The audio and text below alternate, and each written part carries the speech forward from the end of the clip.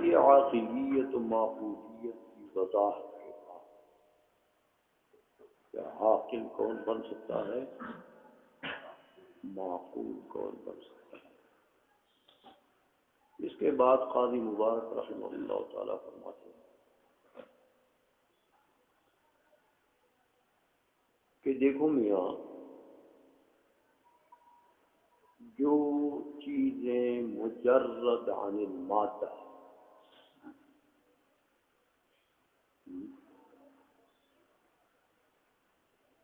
واجب تعالیٰ کی ذات مجرد عن المادہ، فلاسفہ کے نزدیک عقول عشرہ مجرد عن المادہ، نفوس ناطقہ ہے مجرد عن المادہ، یہ سب چیزیں مادے سے مجرد۔ تو ان تینوں میں سے کوئی دے دو۔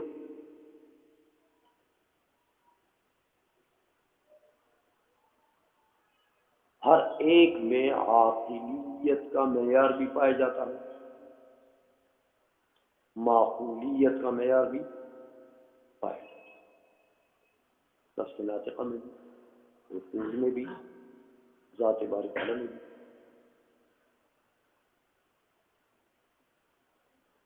تو فرض کرو عقل اول ہے، وہ اپنے سامنے حاضر، تو عقل اول عاقلیت والا معیار اس میں موجود ہے، معقولیت کا بھی موجود ہے۔ تو عقل اول کو اپنی ذات کا علم، اپنی ذات کا علم علم حضوری ہے، تو لہذا عقل اول جب اپنے سامنے حاضر ہے میاں، تو عقل اول عاقل بھی بنی، معقول بھی بنی، اور اپنے لیے مبدأ انکشاف بھی، تو عقل بھی بنی۔ تو میں آ گئی ہے، لہذا مجردات جو ہیں میاں، ان کو اپنی ذات کا علم یا اس علم میں وہ عقل عاقل معقول تینوں ہیں۔ اسی طرح نفس ناطقہ کو لے، نفس ناطقہ اپنے سامنے حاضر، تو نفس ناطقہ کو اپنی ذات کا علم علم حضوری ہے۔ سمجھائیے کہ نفس ناطقہ میں عاقلیت کا معیار بھی موجود ہے، معقولیت کا بھی موجود ہے۔ تو میں ابھی ہے، لہذا نفس ناطقہ کو اپنی ذات کا علم ہو تو یہ نفس ناطقہ عاقل بھی ہے، معقول بھی ہے، عقل اپنے لیے مبدأ انکشاف بھی ہے نا۔ سمجھے ہو بات کو، سمجھے ہو؟ اے میاں، کہتے ہیں جب یہ عقول کا یہ حال ہے اور نفوس ناطقہ کا یہ حال ہے،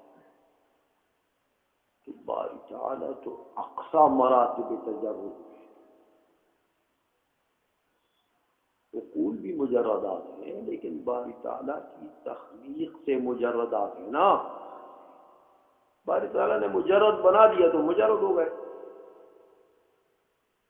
نفوس ناطقہ بھی مجردات ہیں، لیکن وہ تو میاں کسی کے تخلیق سے مجردات ہیں نا۔ تو باری تعالیٰ کی ذات وہ کسی کے تخلیق سے مجرد ہے، وہ تو بذات ہی مجرد ہے، سمجھ آ گئی ہے؟ اور تجرد کے انتہائی مراتب پر ہے، حیولہ سے انتہائی بعد پر ہے۔ حیولہ مبدأ ظلمات ہے نا، مادہ جو ہے یہ مبدأ ظلمت ہے، تو بارجانہ تو نور محض ہے، سمجھائیے؟ لہذا مادے سے بہت اقصا اور ابعد ہے باری تعالیٰ کی ذات۔ تو جب نفس ناطقہ کا یہ حال ہے کہ نفس ناطقہ کو، جب عقل کا یہ حال ہے کہ عقل کو اپنی ذات کا علم ہے اور وہ علم حضوری ہے، اور وہی عقل اور وہی نفس ناطقہ اپنے علم کے اعتبار سے عاقل، معقول، عقل تینوں ہیں، کیا خیال ہے اس ذات بابرکات کے متعلق جو اقصا مراتب تجرب میں ہے؟ اس کو اپنی ذات کا علم حضوری نہیں ہوگا، اور اس کو اپنی ذات کے علم کے بنسبت عاقل، معقول، عقل نہیں بنے گا۔ لہذا باری تعالیٰ کو بھی اپنی ذات کا علم ہے، اور وہ علم حضوری ہے، اور اسی علم کے اعتبار سے وہ عاقل، عقلیت کا معیار بھی اس میں پایا جاتا ہے، معقول اور عاقل تینوں۔ سمجھ میں آ گئی ہے؟ اے شیوخ، یہ خلاصہ کے آج کے ساتھ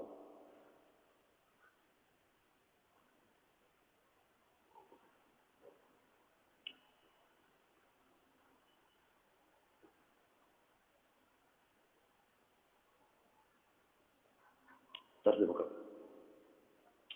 فالشیء المقدس عن المادہ، تو جو بھی شے ایسی ہو کہ وہ مقدس عن المادہ، مجرد عن المادہ، وہ چاہے عقل ہو، چاہے نفس ناطقہ ہو، چاہے باری تعالیٰ کی ذات ہو، یہ شے اذا کان موجودا لنفسی، جب یہ مجرد اپنے سامنے موجود، اپنے سامنے حاضر، تو میاں کان عقلا و عاقلا و معقولا، لہذا یہ اپنے علم کے اعتبار سے عقل بھی ہے، عاقل بھی ہے، نفس ناطقہ کا بھی یہی حال، عقول کا بھی یہی حال۔ فَإِدْرَاكُهُ لِذَاتِهِ لَا يَزِيدُ عَلَى وُجُودِهِ، لہذا اس مجرد کا جو ادراک ہے اپنی ذات کا، یہ اس کے وجود سے کوئی شے زائد نہیں ہے، بلکہ اس کا جو وجود ہے یہی اس کی ذات کا علم، یہی اس کی ذات کا علم ہے۔ بل علی ماہیتہ فقط اذا کانت غیر الوجود، ہاں بلکہ ماہیت پر ہی زائد ہوگا جبکہ ماہیت وجود کا غیر ہو، جیسے عقول میں ہے، جیسے نفوس ناطقہ میں ہے۔ نفس ناطقہ کی ماہیت الگ چیز ہے، وجود الگ چیز، عقول کی ماہیت الگ چیز ہے، وجود الگ چیز۔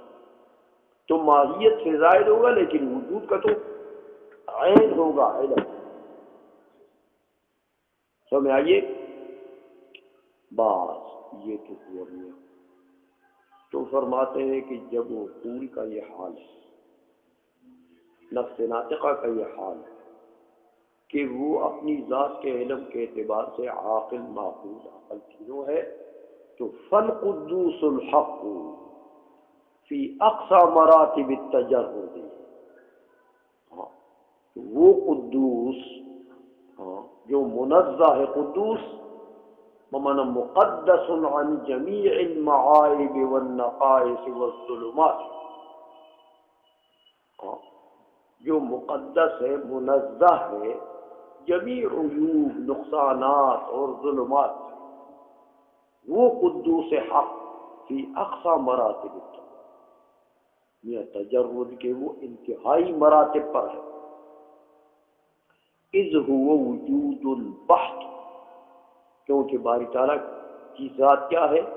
وجود محض ہے، وہاں کوئی عدم کا شائبہ بھی نہیں ہے، وجود محض ہے۔ قائم بذاتہ، قائم بذات ہے، متقدس عن الماہیت، ماہیات سے منزہ ہے۔ عقول کے تو ماہیت الگ ہے، وجود الگ ہے نا، تو یہاں ماہیت اور وجود الگ الگ نہیں ہے میاں، اور وہ ماہیت جو وجود کا غیر ہے اس سے وہ منزہ ہے، فضلا عن المادہ، بڑھ کر مادے سے۔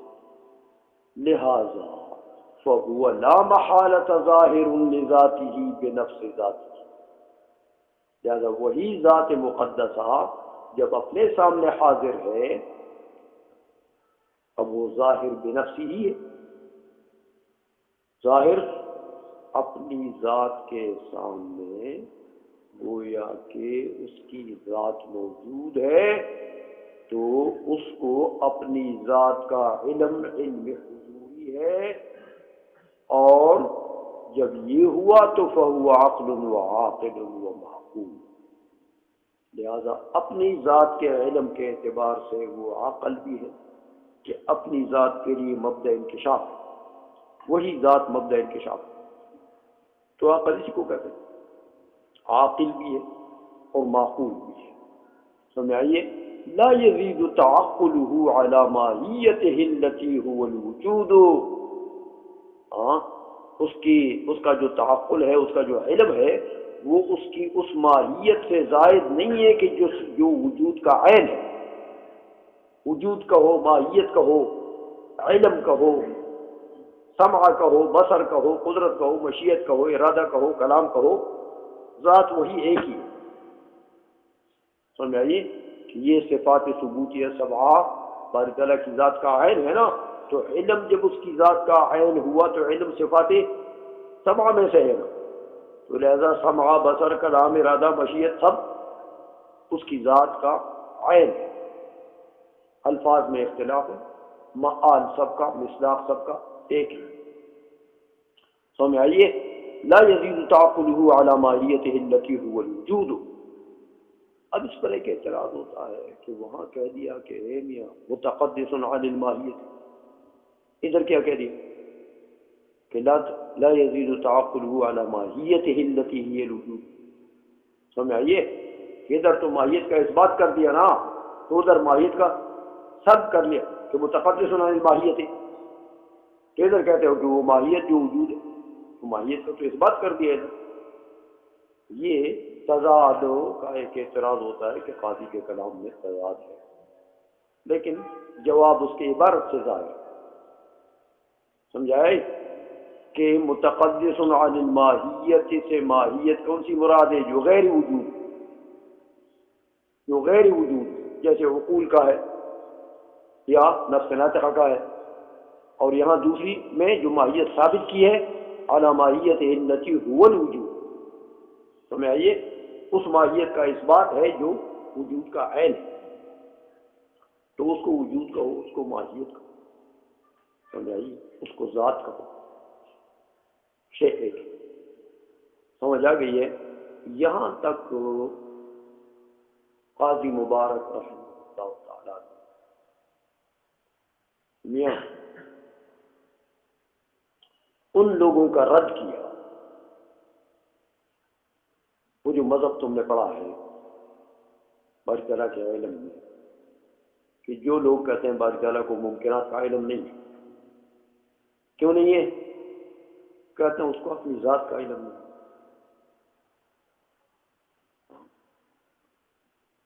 تو جب ذات کا علم نہیں ہے تو غیر کا علم کیا ہوا؟ یہ انہوں نے دلیل دی نا کہ ممکنات کا علم باری تعالیٰ کو نہیں ہے، کیوں نہیں ہے؟ کہ باری تعالیٰ کو اپنی ذات کا علم، ذات کا علم کیوں نہیں ہے؟ کہتے ہیں علم نسبت بین العالم والمعلوم کا نام ہے، تو وہ تو منتصبین چاہتی ہے، نسبت ہو تو منتصبین ضروری ہے، تو یہاں تو اثنینیت ہے نہیں، دو چیزیں ہیں نہیں، ایک ہی ذات ہے، تو جب دو چیزیں نہیں ہیں، اثنینیت نہیں ہے، تو نسبت بین العالم والمعلوم بھی، تو لہذا علم نہیں۔ یہ دلیل دی تھی نا انہوں نے، یاد ہے؟ تو جب ذات کا علم نہیں ہے تو ممکنات ہے۔ یہاں تک قاضی نے ان کے قول کا بھی رد کیا، ان کے دلیل کا بھی رد کیا کہ باری تعالیٰ کو اپنی ذات کا علم ہے، یہ ثابت کر دیا۔ عقول کو، مجردات کو اپنی ذوات کا علم ہے، اور وہ علم علم حضوری ہے، سمجھ آئیے؟ اور اسی علم کے اعتبار سے باری تعالیٰ کو عقل کہو، عاقل کہو، معقول کہو، سب چیز، مجردات کو بھی عقل کہو، عاقل کہو، معقول کہو، اپنی ذات کے اعتبار سے تو سب چیز۔ یہاں تک ان لوگوں کا رد کیا اور یہ ثابت کر دیا کہ باری تعالیٰ کو اپنی ذات کا علم ہے۔ جب ذات کا علم ہے تو اب آگے وہ جملۃ الجائزات سے بتائے گا کہ تمام ممکنات کا، وہ جملۃ الجائزات سے کہ تمام ممکنات۔ چلو